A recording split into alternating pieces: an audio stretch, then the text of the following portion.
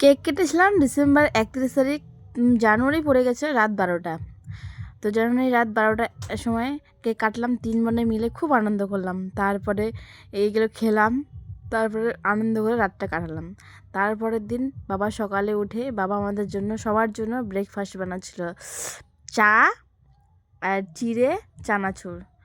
তো এগুলো খাওয়ার জন্য আমাদের বাবা খাবার বানাচ্ছিল। তারপর মা স্নান করে আসলো, এখন মা হেল্প করবো বাবাকে। তারপরে দুপুরে খাওয়ার জন্য এই যে এগুলো কাটলাম। দুপুরে ফ্রাইড রাইস হবে আর মাংস আর এই সবজি, শাক, বাঁধাকপির ঘন্ট, ভাজি। তো এগুলো রান্না করলো মা।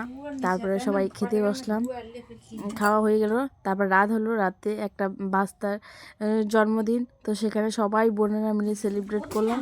সেখানে রাত্রে আবার মাংস ভাত খাওয়া, মাছ, মাংস, ডাল, ঘন্ট, ভাজি, মিষ্টি, পায়েস, মানে সবাই এগুলো খেলাম। তারপরে আমার ছোট্ট মেয়েটাকে নিয়ে একটু গল্প করলাম।